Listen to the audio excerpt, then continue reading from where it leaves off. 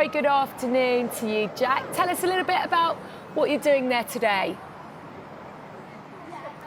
Yeah, good afternoon. I'm here today with Kellogg's football camps, and yeah, just supporting. It's so important that, as a dad of 4, I know how important it is actually that you get the kids out and you keep them active and they have somewhere to go and enjoy themselves. And yeah, football is a good thing for that, and yeah, amazing what Kellogg's are doing here. Yeah, I mean, I'm there with you. These summer holidays are long, aren't they? Right, you've had your first full pre-season, haven't you? How have you found it in terms of beginning to really be able to shape your squad, and also how have you reflected on what you've done as a manager so far? It just gives you that moment where you could just pause for a little bit too. Yeah, it does, but not for too long, because you have to get to work, and we've done that. I think we've done that really well in the off-season. Probably started before that, to be honest, but yeah, actually then having some time where the players were away, where we could change a few things, get a few things in place, and really plan a good pre-season. And yeah, credit to the boys, because ultimately they're the ones who have to execute it and go through it, but also credit to the club for yeah, putting them things in place and improving the squad as well. Credit to you as well, Jack, because it looks like from some of the pictures from pre-season you still very much got it, haven't you? Do you like still to get stuck in on training? We saw that shot from a few weeks ago. Only in small areas. As soon as it starts to open up, I can't keep up with them. They're too quick for me. But no, honestly, the boys have been excellent. They've executed everything. We tried to mix it up a little bit and keep it, get the work in, but probably a little bit shorter than everyone else is, just because of the demands of this league and what I learnt about it last year. And yeah, we want to start really well, but we also want to be able to continue that when it gets into the later stages of the season. So yeah, really happy with how it's gone so far. Yeah, we just saw it there very casually, just hitting the crossbar as if, it's as easy as all that. So I think you definitely set the tone, haven't you? You lifted the EFL trophy, didn't you, in your first full season in charge. How special is it to just win something so early in your managerial career?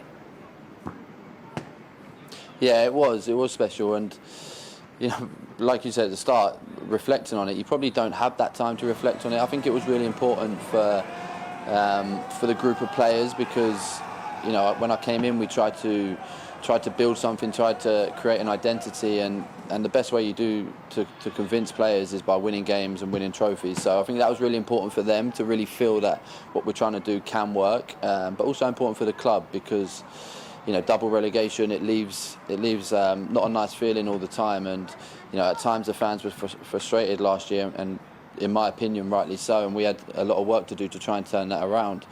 We made big steps with that. It's not done yet, but yeah, we're definitely on the right track with that, and there is a feel-good factor, and we know that to keep that going, we have to keep improving and keep trying to win. And to do that, you've been backed, haven't you? Brought in the likes of Harrison Ashby, Casey Palmer. What do the ambitions?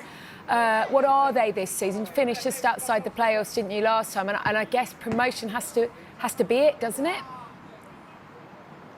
I'm going to give you a really boring answer, and I'll probably do that all season. Our ambition is to improve, and you're right, we finished 1 point outside, so if we improve, then you'd like to think we're closer to it. But yeah, that's all I've said to the players. We identified some key areas with the players, some coaching gaps that we could have done better as well, and I think that's always important that you look in your mirror first and try and help the players that way. But then also some recruitment gaps as well, like we spoke about. And yeah, I'm really grateful to the club for giving me that support and yeah, going for the targets we set out to get, and we've got them. We're not done yet with that. We're still working really hard. There's still time left to try and improve the squad. But where we're at right now, we're really happy. And as you were lifting a trophy at Luton, obviously your old club, you were no doubt absolutely thrilled to watch Arsenal go and do what they hadn't managed to do for 2 decades or so, and lift the Premier League. And news today that Mikel Arteta and the club are ready to go again. The likes of Bruno Guimaraes could well be on his way to Arsenal. I mean, that's a sign now, isn't it, of them ready to step on and go, very much go again.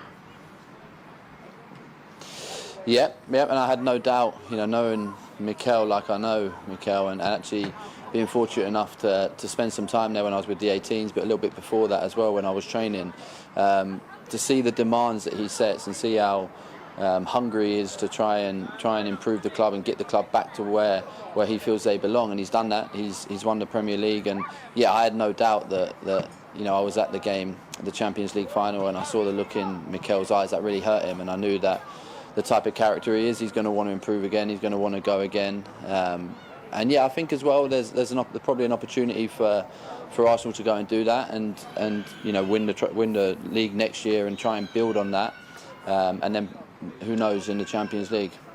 And in a player like Guimaraes, when you've got an incredible midfielders like Declan Rice, but he's played 55 games, and you look at the other players that Arteta has used and got them over the line, somebody like him can just change the pace of a game, can't it? Change the direction, give you a different plan. How would you see him fitting into already stacked club full of talent? Yeah, I agree with what you're saying. I think the one thing that I don't see changing is Declan Rice. I think whenever the team played well last year, he was part of that. He was a big part of that. He needs a rest now. He's had a lot going on in the summer as well, of course. But yeah, to add quality, Bruno's a player that I really enjoy watching. I think with Mikel's coaching and how he'll try and shape the way he plays, plus his quality that he already has, I think yes, it will be a top signing if they manage to get it done. I'll tell you who else might be a top signing is if certain Vinicius Jr ends up in the Premier League at Arsenal. How big a deal would that be? I mean, that would be something to pull off, wouldn't it? Yeah, it would, and yeah, I'm like everyone else. I keep reading it and seeing is it getting closer, and it would definitely be a statement. It would be a statement from Mikel, from the club, that they won the league last year and they're not resting on that. They want to go again. They want to improve, of course on the pitch, but obviously the commercial side as well with signing someone like that. So yeah, it'd be interesting to see how that one plays out.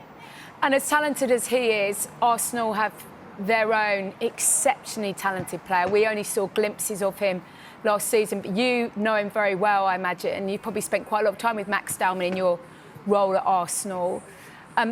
When you watched him last season, I don't know whether you've seen his performance that we're showing it now from the other night against Girona. Just how good is this kid, and how do you think Arteta might use him this year? Because I suspect we might see a little bit more of him. Yeah, I think so. I think that's the next step for Max. Yeah, I think last year he played a lot, and for a 16-year-old, for Mikel to trust, Mikel puts a lot of demands. He wants a lot from the players, in possession, out of possession, and for him to trust someone who's 16 to come into a team like that, who are challenging right at the top of the league, that tells you how good he is. You don't need me to tell you that. I think everyone at the club sort of saw that. I first saw him when he was 13, and you could tell straight away, and it was just about giving him the right environment, the right challenge at the right time, and just getting ready for Mikel. And yeah, Mikel's done a great job as well with over the last sort of 6-7 months with him, and yeah, there's definitely more to come for him. The challenge for Max is to make sure that he makes it really, really difficult for Mikel to leave out, and yeah, I have no doubt he can do that. And how amazing is it to coach a player with that much gift, such a superstar in the making? He turns up, you said you looked at him at 13. I mean, what a privilege, I guess, for you to be able to play a part in somebody that could be an absolute superstar in English football and possibly world football. We're just watching that goal against Everton that really ignited Arsenal's sort of end of season push to the title. Yeah. No, it was good.